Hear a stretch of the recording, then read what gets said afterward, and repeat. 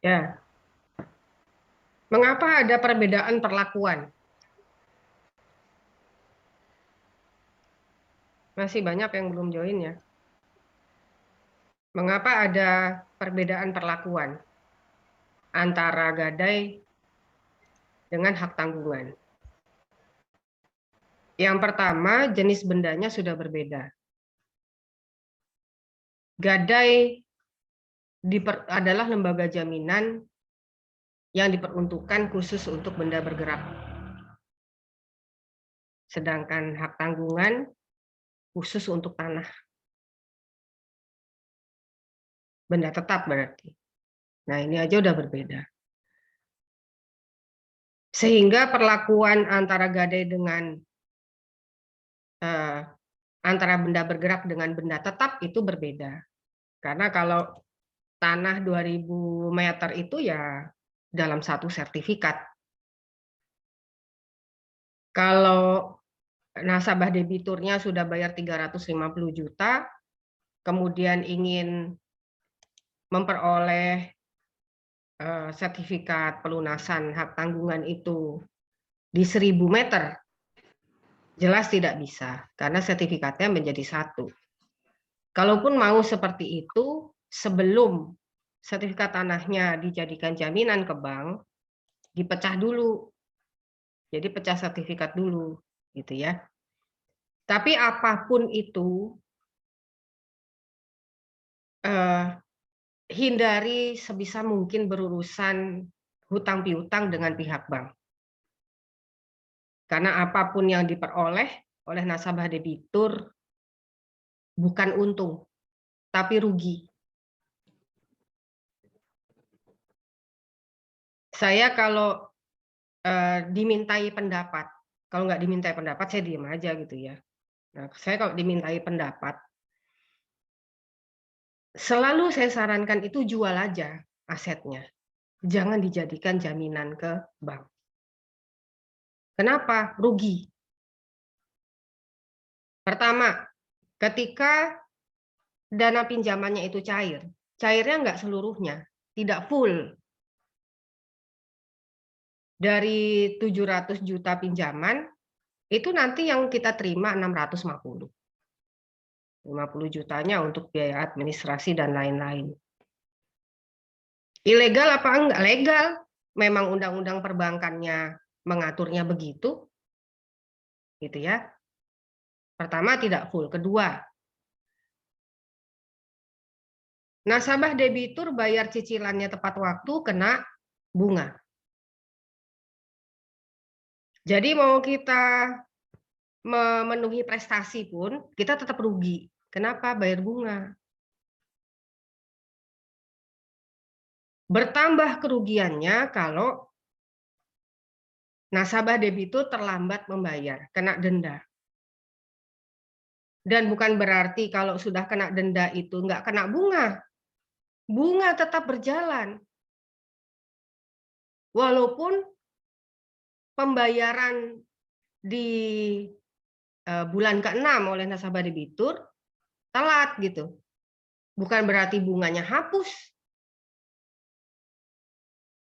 Jadi mau tepat waktu membayar, tidak tepat waktu membayar, tetap kena bunga. Kerugiannya menjadi double kalau terlambat bayar, ditambah denda.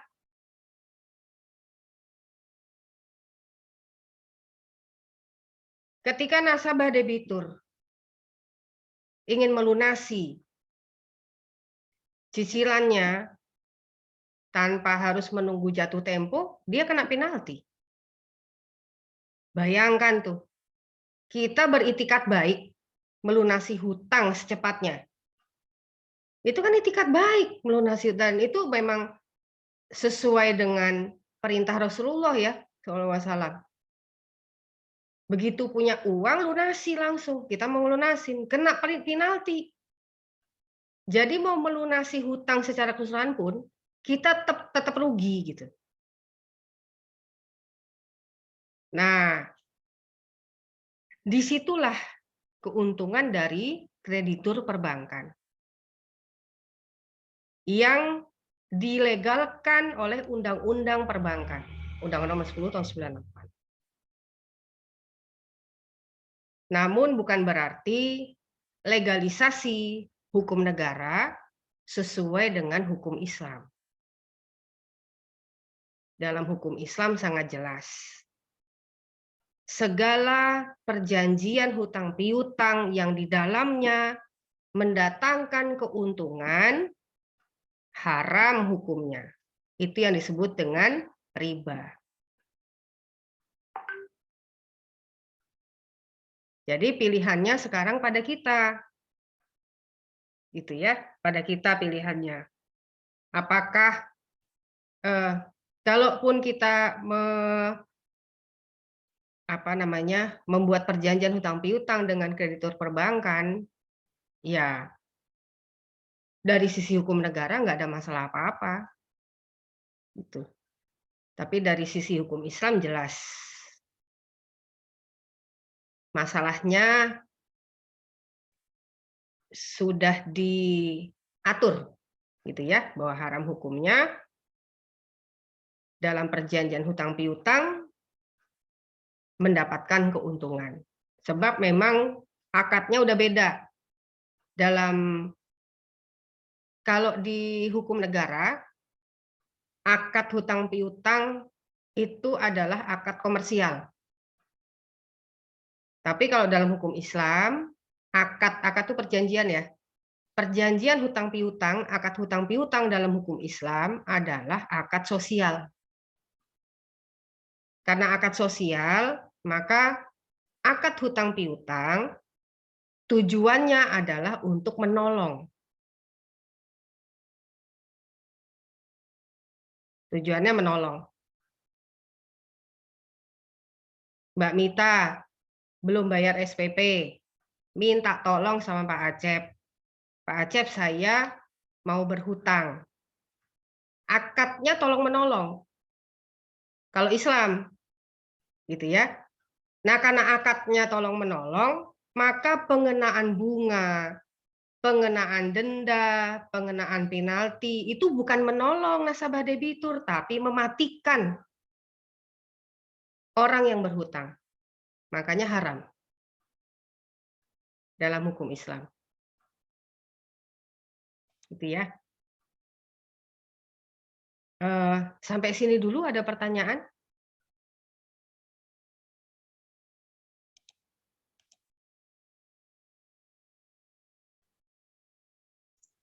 Kalau tidak ada, silakan. Bu, tentang debitur dan kreditur tadi Bu, mengenai hukum jaminan. Kebetulan saya juga kan selaku pengusaha ya Bu ya. Pada tahun 2020 saya mengajukan kredit di perbankan, salah satu bank di Jakarta, Bank BJB ya Bu. Ya. Jadi saya itu membutuhkan uang sekitar 5 miliar. Tapi cuman di dalam perjanjian itu pihak perbankan itu saya menjaminkan ke bank itu sekitar nilai aset saya itu sekitar 8 miliar. Karena yang diminta oleh pihak perbankan itu tentu ketika kita meminjam uang ke bank, tentu kita harus memiliki jaminan di atas uang yang kita pinjam itu. Iya. Namun yang terjadi di perjalanan pekerjaan saya itu terjadi wan prestasi pemutus kontrak oleh pihak Badan POM di Surabaya. Karena pekerjaan saya diputus kontrak, tentu saya memiliki kesulitan untuk membayar utang itu. Betul. Nah sehingga terjadilah wan prestasi. Jadi saya itu setiap melakukan pekerjaan itu enggak 100%, hanya 60% saya melakukan pekerjaan, 40%-nya itu belum bisa saya selesaikan. Tetapi pada saat itu saya itu nggak bisa membayar bunganya lagi, sehingga terjadinya proses pelelangan. proses pelelangan di situ, Bu. Pelelangan terhadap jaminan yang saya jaminkan ke perbankan. Namun pihak perbankan itu melibatkan pihak kejaksaan untuk melakukan proses pelelangan. Tetapi saya karena utang di bank itu tinggal 1,7 M, jadi saya itu bersikeras untuk membuat surat kuasa jual bersama karena saya tidak mau dijual oleh bank karena saya tinggal 1,7 sedangkan aset saya itu 8 miliar, Bu. Betul. Nah, yang menjadi pertanyaan saya apakah dengan adanya kuasa jual bersama itu apakah hasil pelelangan aset saya itu apakah dikuasai penuh oleh perbankan apa sama-sama dikuasai, begitu, Bu? Terima kasih. Ya, sama-sama. Ini semua sudah diatur ya di Undang-Undang Perbankan, memang prosesnya seperti itu. Iya. Dan sepatutnya kalau sudah bikin kuasa jual bersama, masing-masing pihak yang terlibat dalam perjanjian hutang piutang itu sama-sama punya hak untuk melelang benda jaminan tersebut. Jadi kalau bahasa kita itu siapa yang duluan jual, gitu ya. Kalau pihak yang punya jaminan yang menjual sudah pasti. Saya kalau mau jual tanah saya sudah pasti akan menetapkan harga tertinggi kan. Tapi kalau bank nggak bisa, dia sepanjang tanah itu terjual dan bisa menutupi sisa hutang nasabah debitur, dia akan lepas tuh. Iya, Bu. Nah, itu apakah bertentangan dengan undang-undang? Tidak. Itu dia masalahnya. Nah, memang seperti ini memang dilindungi oleh undang-undang, di mana kita menilainya nggak adil banget sih, gitu ya. Itu tanah saya nilainya 8 M tuh. Hutang saya cuma 1,4 lagi gitu.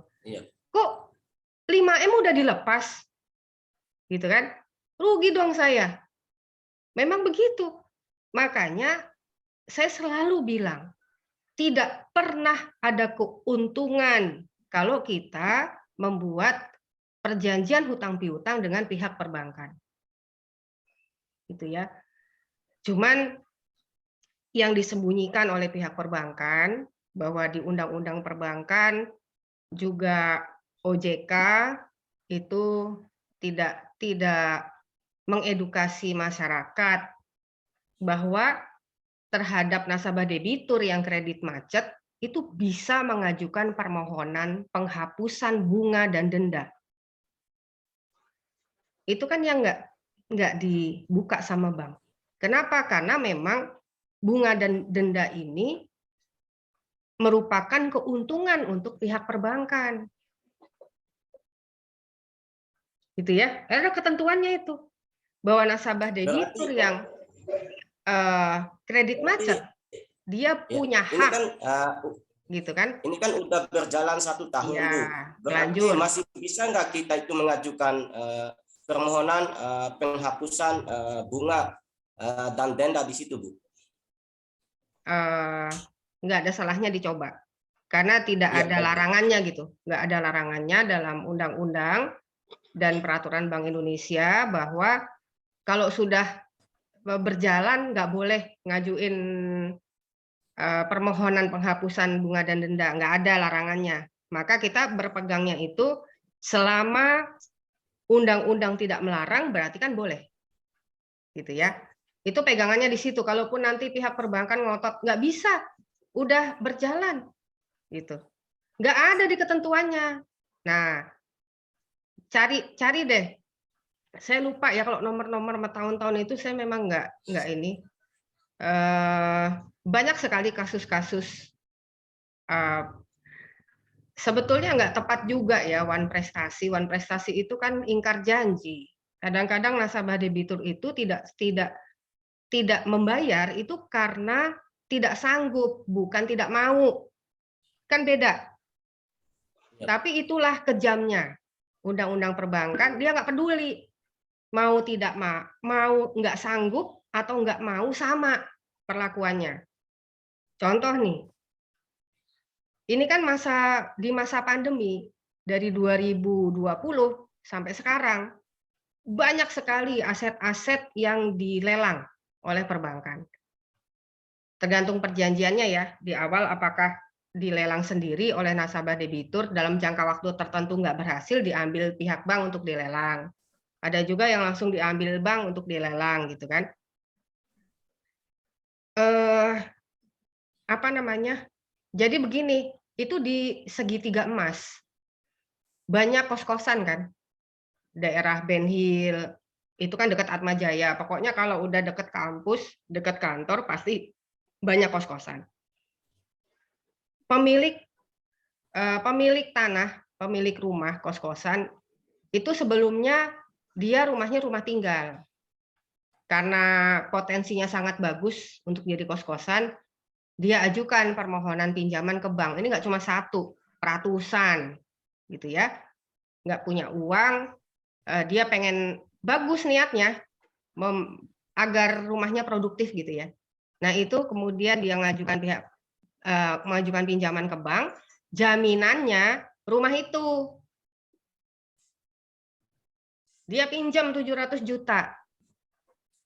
Gitu, pinjam 700 juta, nilai rumahnya ini cuma perumpamaan ya, nggak mungkin lah 700 juta kalau Ben Hill semeternya aja udah 40 juta gitu kan.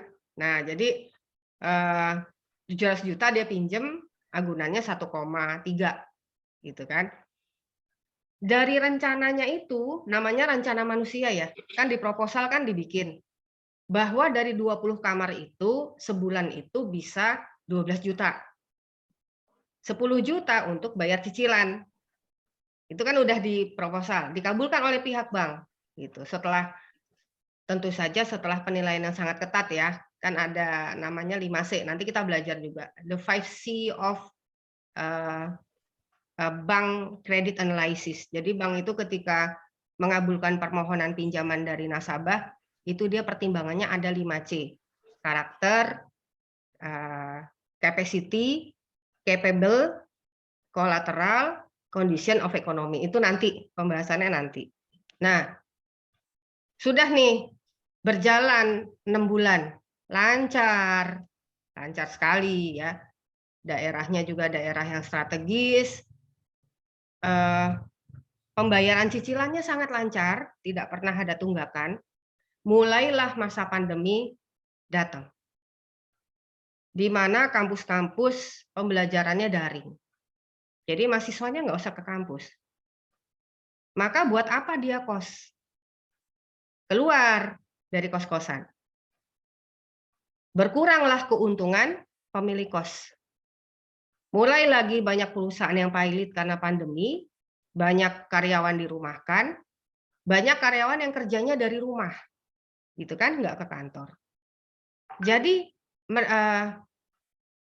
pengguna kos-kosan berpikir buat apa saya ngekos? Mending saya kerja dari rumah. Ini kan pandemi. Akhirnya apa? Semua kos-kosan di daerah segitiga emas kosong. Nah, sekarang pertanyaannya kan berarti nggak bisa bayar cicilan ke bank. Ini cicilan jalan terus. Dan yang namanya hutang memang harus dibayar. Apakah bank peduli? Tidak peduli. Dalam perjanjian hutang piutang kan tidak ada. Jadi banknya salah nggak? Nggak juga. Karena dalam perjanjian hutang piutang tidak diatur. Kalau terjadi pandemi, gitu ya, apakah para pihak ini kemudian pihak kreditur perbankannya bisa meringankan gitu, meringankan cicilan yang tadinya 10 juta karena pandemi nggak ada penghasilan kan dari kos-kosan itu 5 juta misalnya, nggak ada kan? Ya nggak salah juga banknya kan nggak ada di perjanjian, betul.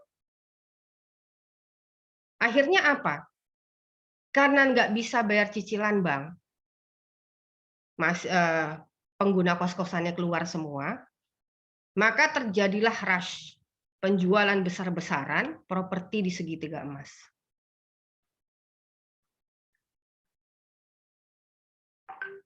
Pertama, karena memang kewajiban membayar hutang itu. Pun meskipun permohonan, namanya juga permohonan ya, permohonan penghapusan bunga dan dendanya ini diokekan oleh OJK. Sekarang kalau dulu kan kalau penyelesaian sengketa antara nasabah debitur dengan kreditur perbankan itu kan diselesaikannya di BI. BI sebagai mediator gitu ya. Win-win solution kan. Kalau mediasi kan win-win solution. Tapi sekarang ke OJK. Pun misalnya dikabulkan oleh OJK penghapusan denda dan penghapusan bunga, hutang pokoknya kan tetap banyak. Dari tenornya 15 tahun, baru 6 bulan, kos-kosannya sudah tidak menghasilkan. Kan banyak banget itu. Akhirnya terjadi rush penjualan besar-besaran properti di awal-awal pandemi. Ini bisa di browsing ya di internet ya. Saya bacanya sedih banget gitu. Nah, itu bahkan dijualnya di bawah harga NJOP. Bayangkan tuh jual rugi loh. Itu pun tidak laku. Kenapa? Karena masyarakat kita, nggak cuma kita, semua negara kan kena ya, kena akibat pandemi. Orang-orang itu fokusnya pada bagaimana supaya kebutuhan pokok ini stabil. Kita nggak mikir investasi pada saat pandemi. Kita berpikirnya bertahan hidup. Gitu. Jadi nggak laku. Karena nggak laku, turunin harga di bawah NJOP. Sebetulnya kalau mau beli properti itu yang sekarang tuh paling bagus tuh. Harganya ya, paling bagus. Cuman Allah memerintahkan kita supaya kita tidak mengambil kesempatan dari kesusahan sesama saudara muslim. Itulah indahnya Islam. Gitu ya. Walaupun saudara muslim kita taruhnya di bawah NJOP, kita dilarang untuk mengambil kesempatan dari kesempitan sesama saudara kita. Walaupun dia netapin harganya di bawah NJOP, kita belinya ya harga yang wajar gitu. Itu ya. Nah, itu jadi apa namanya? Dari saya berpikir ya, menganalisa sendiri. Memang benar apa yang diperintahkan dalam Al-Qur'an ya, bahwa Allah dan Rasulullah akan berperang melawan riba. Nggak sanggup kita ngelawan Allah dan Rasulullah SAW. Jadi pandemi ini benar-benar membuka mata kita supaya jangan pernah lagi berurusan dengan perbankan dalam hal hutang piutang. Tidak ada untungnya. Kalau sudah telanjur,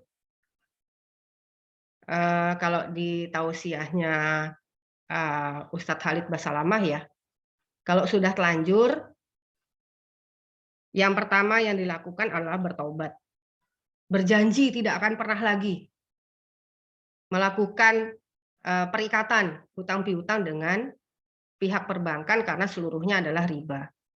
Yang kedua, memohon ampun, istighfar, gitu ya.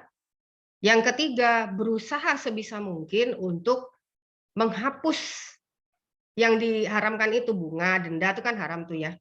Nah, itu dan juga dikasih hak kan. Hak itu kan sesuatu yang dapat digunakan, sesuatu yang boleh juga tidak digunakan. Kalau kita mau menggunakan hak kita yang dikasih oleh undang-undang untuk penghapusan bunga denda, itu kan hak nasabah. Cuma memang nggak akan ngasih tahu pihak perbankan, gitu ya. Nah itu. Kemudian ya itu tadi ya, berjanji untuk tidak lagi Apakah harta yang diperoleh selama perjanjian hutang piutang dengan pihak bank itu halal atau haram? Halal, halal, karena itu kan tidak tahu ya pada saat mengadakan perjanjian hutang piutang itu dalam keadaan tidak tahu. Namun ketidaktahuan itu bukan berarti sengaja. Kadang-kadang ada juga yang apa? Coba lo itu lo baca bukunya Dr. Erwandi Tarmizi tuh yang harta haram kontemporer. Saya ngomong gitu ya, gitu. Terus enggak nanti jadi tahu. Kalau udah tahu kan dikerjain jadi dosa. Wah, itu nggak bisa juga. Karena kewajiban kita itu menuntut ilmu. Sebetulnya sebelum kita bikin perjanjian hutang piutang dengan pihak bank itu, kita belajar dulu. Halal apa haram ya? Gitu. Kalau ada bunganya, ada dendanya, ada penaltinya, haram atau halal ya? Kan kita cari ilmunya dulu. Ilmu dulu baru amal kan?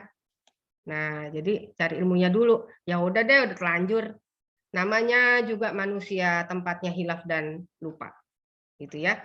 Dan itulah hak apa namanya ya? Hak eksklusif yang diberikan Allah kepada makhluknya, manusia, hak eksklusif untuk bertaubat. Gitu ya. Nah, itu jadi jalannya itu, bukan jalan yang lain, gitu ya. Oke, yang keempat tadi asas in bezit stelling, tulisannya biasa aja. Ini bahasa Belanda tuh kalau spelling sama tulisannya sama, beda sama bahasa Inggris ya. In bezit stelling, bezit itu benda, bezit itu penguasaan ya. Asas in bezit stelling ini khusus untuk gadai. Gadai aja yang diatur, bahwa barang jaminan untuk gadai harus berada pada penerima gadai. Jadi benda gadainya harus dalam penguasaan kreditur. Makanya kalau di perum pegadaian nasabah debitur perum pegadaian kan menyerahkan benda perhiasan. Nah, perhiasannya itu ya dikuasai oleh perum pegadaian. Namun penguasaan perum pegadaian terhadap benda jaminan dari nasabah debitur bukan berarti perum pegadaian boleh menggunakan atau memanfaatkan benda tersebut.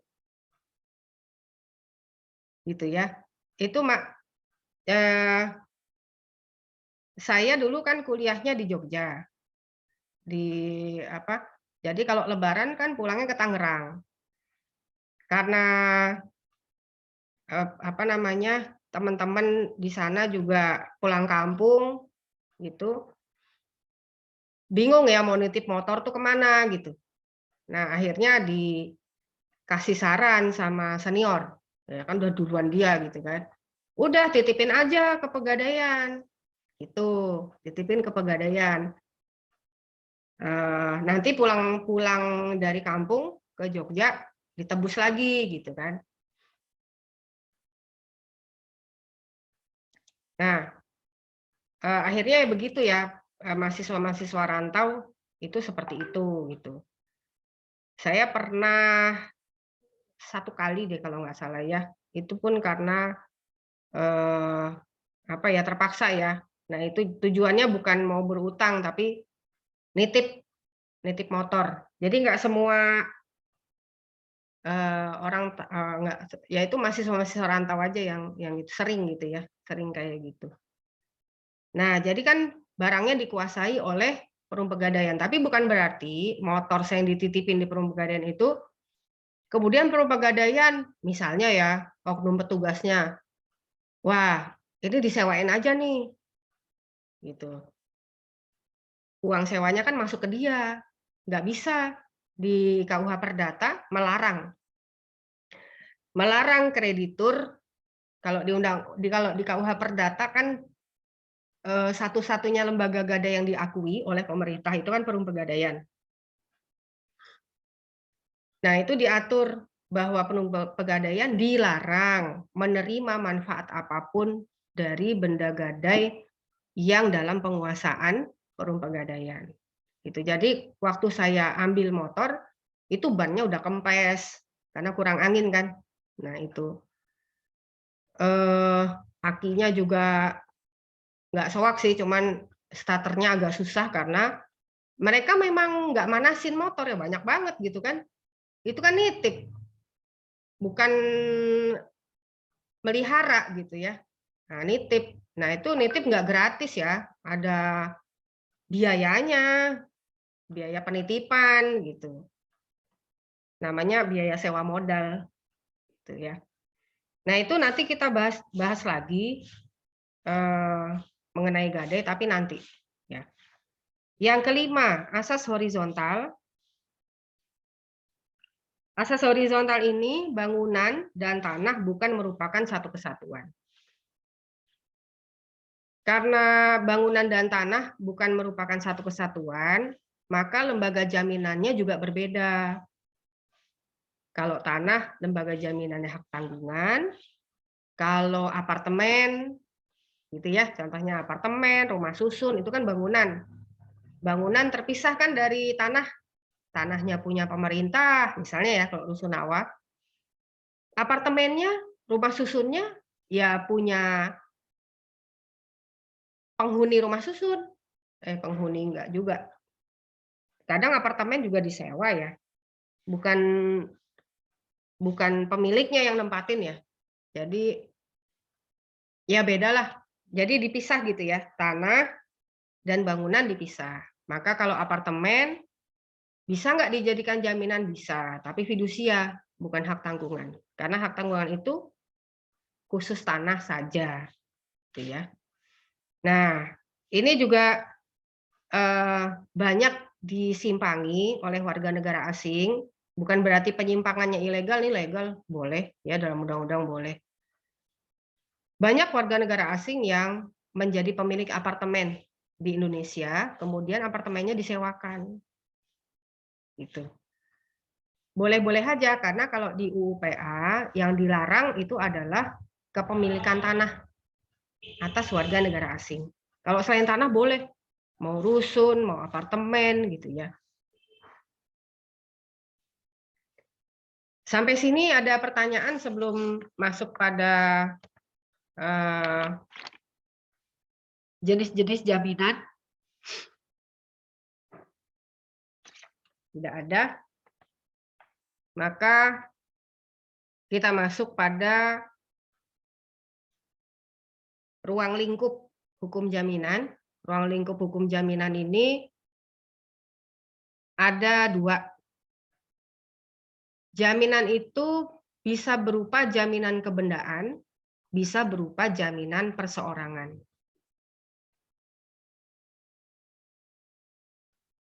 Hukum jaminan adalah hukum yang mengatur tentang jaminan piutang seseorang.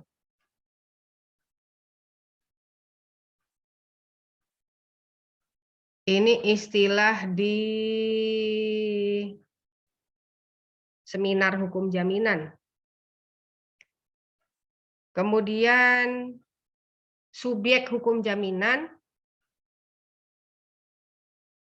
Oh, nanti dulu ya, unsur-unsurnya dulu ya. Unsur-unsur hukum jaminan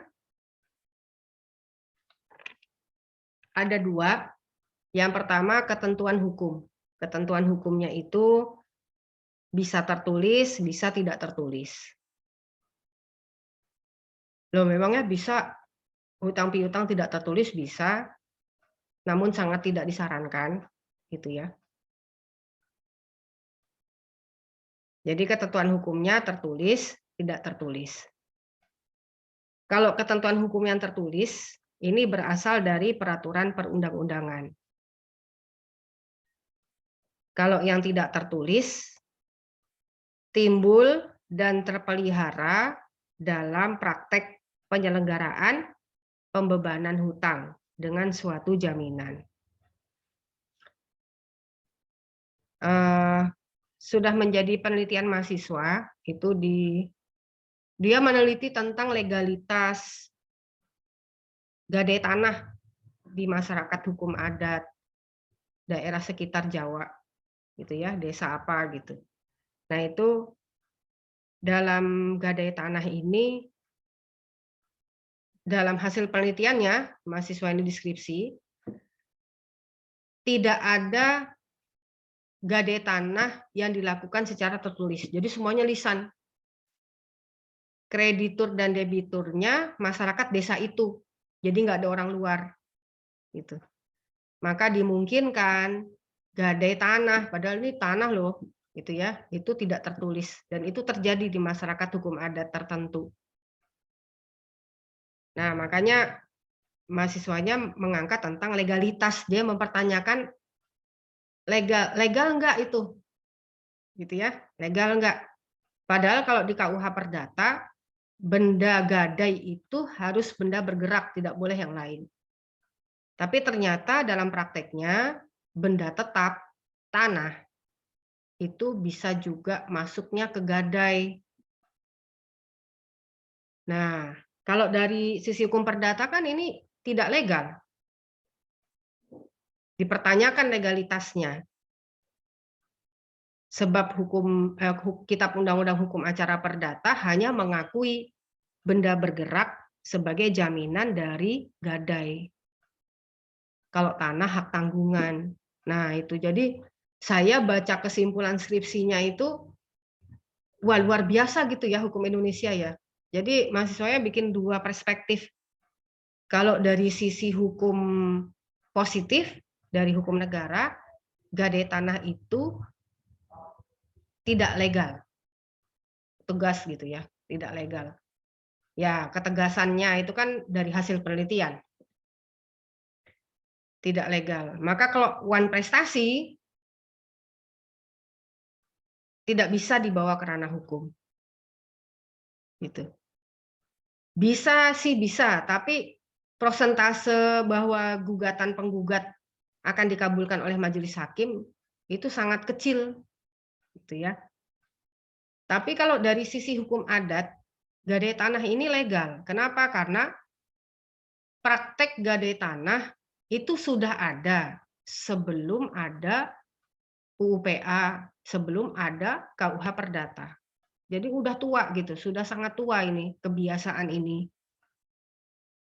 Nah, kemudian itu yang pertama ya, unsur-unsur hukum jaminan itu ketentuan hukumnya ada yang tertulis, ada yang tidak tertulis. Yang kedua, unsur-unsur hukum jaminan mengatur hubungan hukum antara pemberi jaminan atau debitur dengan penerima jaminan atau kreditur. Pemberi jaminan yang populer disebut dengan debitur, ini bisa orang perseorangan, bisa badan hukum, bisa pemilik benda yang menjadi objek jaminan hutang tertentu. Sedangkan penerima jaminan atau kreditur